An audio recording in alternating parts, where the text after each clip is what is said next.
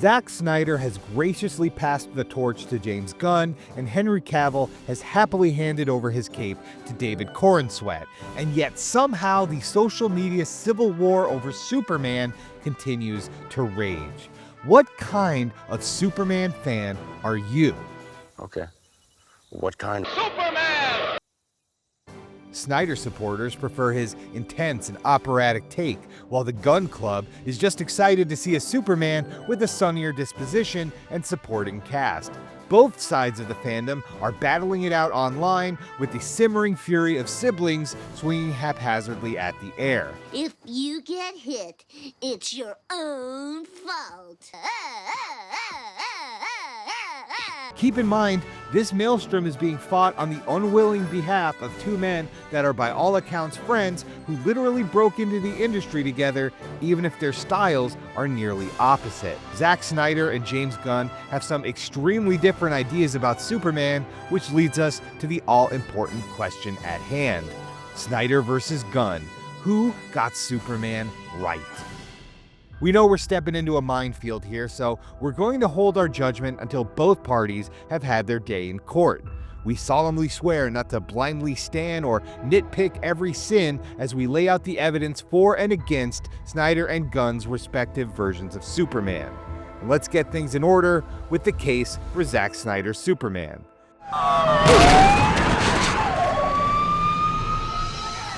Exhibit A.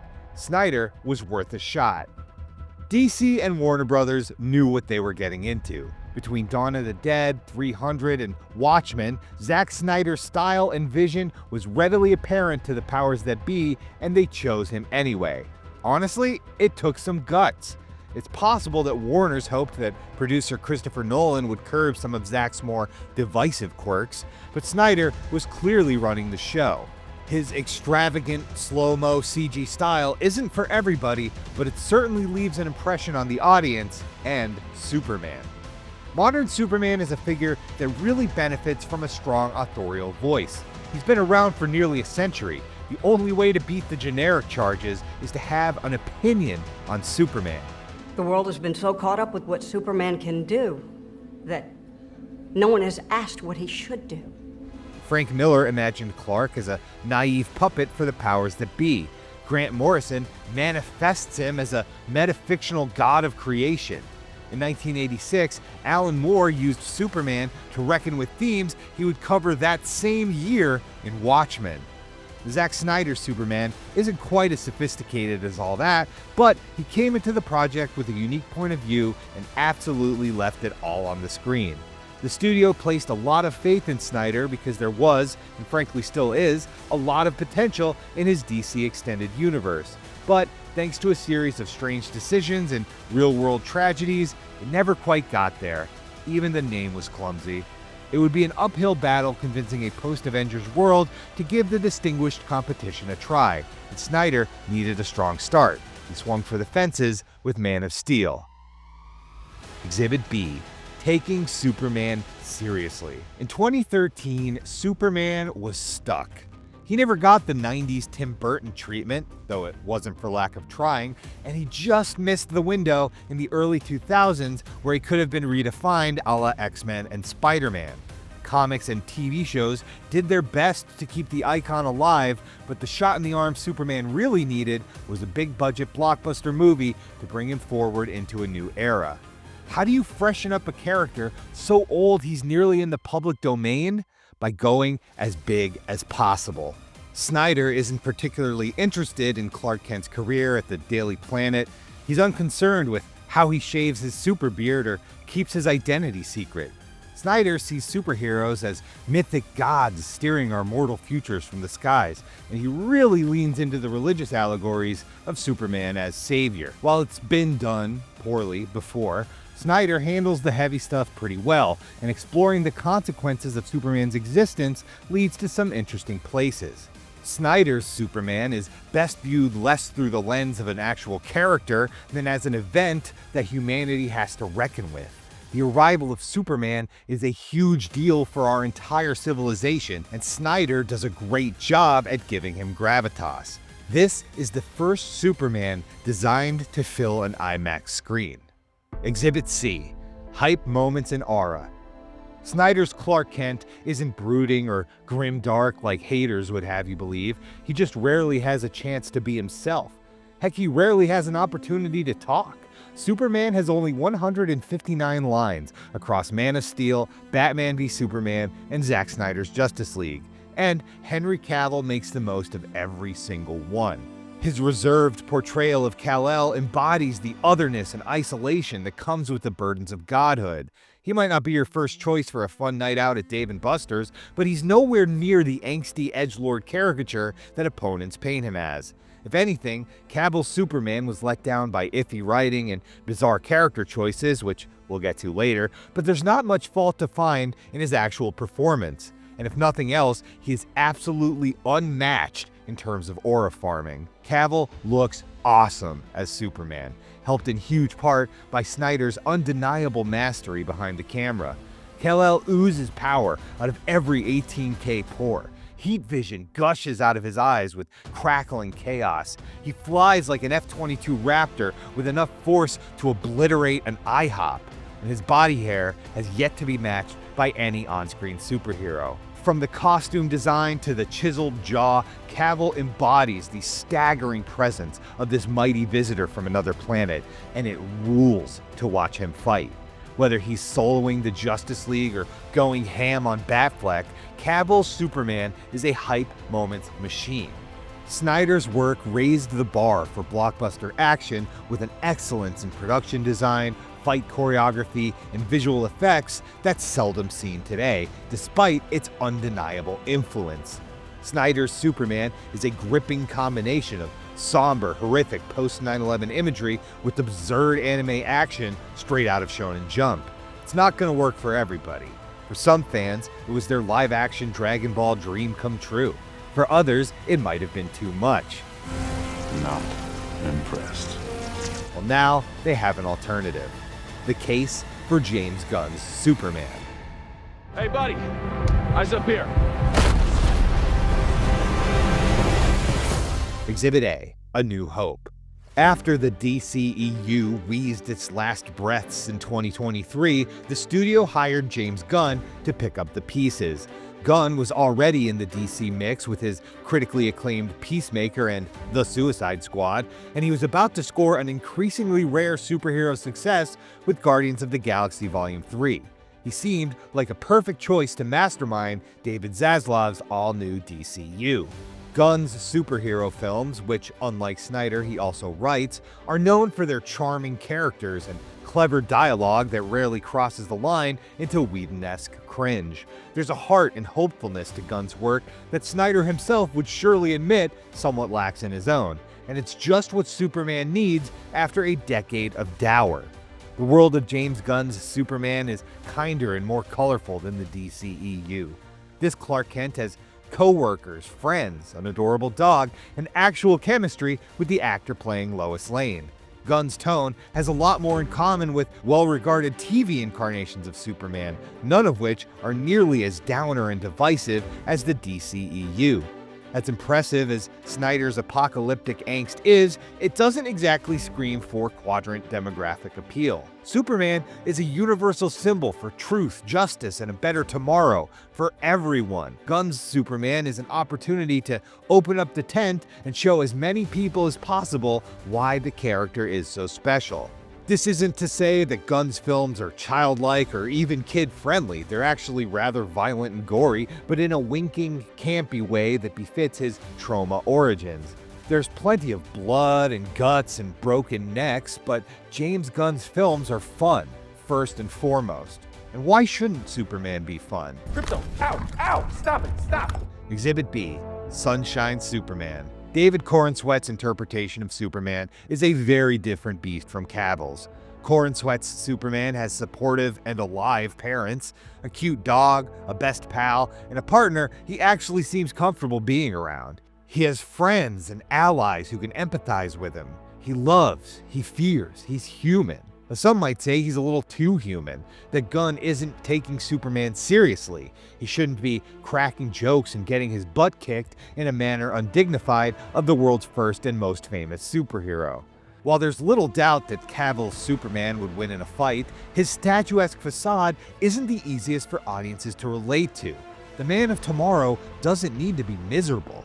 Gunn has called All-Star Superman his guiding light when making the film, Grant Morrison's all-time classic comic book that serves as a love letter / mission statement for the character. And while other adaptations have pulled from All-Star, including Man of Steel, Gunn is leaning all the way into the optimistic theme and crisp, colorful aesthetic envisioned by artist Frank Quitely. This is the iconic cover of All-Star Superman #1.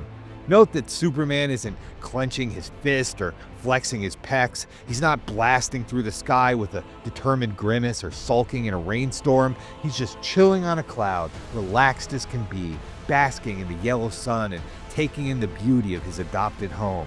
What does he have to worry about? He's Superman. There's no reason to be tense or angry, and certainly not sad. He's the most powerful being on the planet, and that's great because it means he can help as many people as he possibly can. This is the baseline Gunn and Cornsweet are building on, a Superman who is pure, upbeat, and inspiring.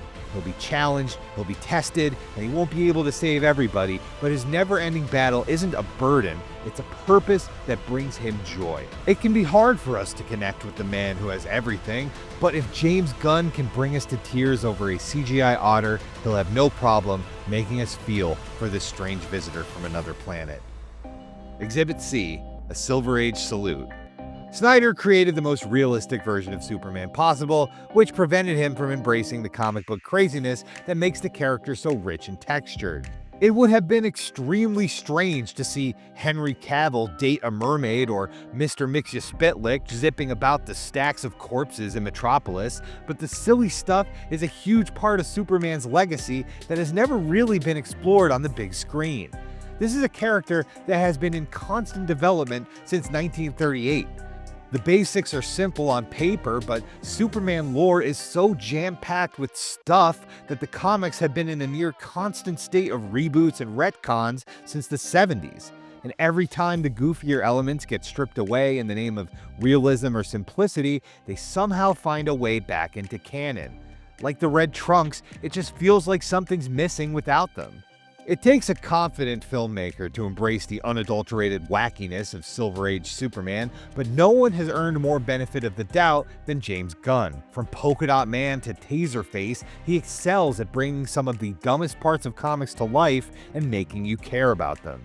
Gunn's Superman wears high-tech hypno-glasses to keep his identity a secret. His best friend is a scruffy dog with the power to level mountains. He owns a fleet of robots that wear little capes just like their daddy, and that's barely scratching the surface of the strangeness that Superman has accumulated over 80+ years. Could we eventually see Superman shooting miniature doppelgangers out of his palms or splitting into red and blue versions of himself? Will Jimmy Olsen transform into a human porcupine or giant turtle man? Is the world finally ready to meet Beppo the Super Monkey? Maybe, maybe not, but the point is that James Gunn's Superman leaves every option on the table, a vast toy box of possibilities to play with and stories to tell. And with that, the defense rests. But don't go up and away just yet, because we still have to hear the prosecution's case for why Zack Snyder and/or James Gunn ruined Superman forever. The case against Snyder. Exhibit A. Unforced errors. Adaptation is an exercise in making difficult choices, especially when it comes to superhero movies. Which version of the origin are you going to use? Should you jettison their secret identity? I am Iron Man. How are you going to explain things that comic fans have taken for granted for 50 years? And does the character kill or not? I won't take a life.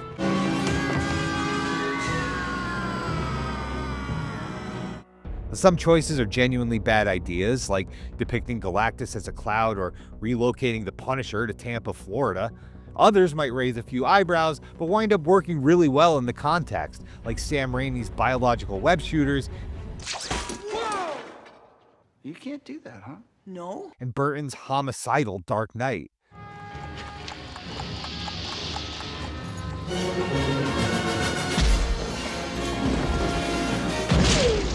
The decisions made by Snyder and company for their Superman story are in a category of their own. They're extremely divisive, but they largely work, just not well enough to justify the controversy they were stepping into. Back when he still had a say in things, Christopher Nolan advised against Superman killing Zod, but he was swayed by the arguments of Snyder and writer David S. Goyer. He should have stuck to his guns, because many people did not approve of the Man of Steel getting blood on his hands. Countless words and hours of video essays have already argued the precedent for Superman taking lives and morally justified his desperate act. But even if you agree with every single one of their points, the question is, what did we gain from this? Now that the DCEU is over, it's apparent just how little Zod's killing was a factor. The world is pretty mad at Clark when Batman v Superman starts, but not about executing the alien who was destroying the planet. They're more concerned with his North African excursion, where he explicitly says he didn't kill anyone. Kinda hard to believe, but let's take his word for it. Metropolis doesn't seem to disapprove of Zod's manner of death, considering they built a statue of the guy who practically ripped his head off. Bruce Wayne and Lex Luthor aren't afraid of Superman because he took a life to save some kids. They're scared that he's gonna conquer the world. The decision to kill Zod was valid, but it was purely subtractive. All it did was turn off a sizable section of the audience that prefers a kindler, gentler Man of Steel. So many moments throughout Snyder's Superman feel like they just didn't have to go there. Why get rid of Pa Kent with a ridiculous "stop my invincible son" moment just to bring him back for a lengthy conversation with his ghost? Did we have to blow Jimmy Olsen's brains out and barely give it a passing mention? Couldn't Superman have shown just a little hustle before Congress blew up? No one forced Snyder and his screenwriters to make Lex Luthor the most obnoxious man alive, or build the final battle between Batman and Superman around comic nerd trivia. Kill Martha! Can you imagine pitching Holly Hunter the scene where her character sniffs a jar of pee? At nearly every fork in the road, these movies take the strangest, most alienating path possible, resulting in a Superman that somehow feels more weird than the one who's friends with Metamorpho. Exhibit B, Misery Business. It's genuinely hard to picture Zack Snyder's Superman having a good time. He's in a near constant state of mourning, from his father's boneheaded demise to the massive casualties in Metropolis, and even his own funeral. Kal-El's entire DCEU career is defined by death and disaster in a way that doesn't really suit the character. Batman's lost 4 Robins on his watch, and Spider-Man has burned his marriage, but Superman has largely avoided tragedies beyond the one he experienced on the day he was born.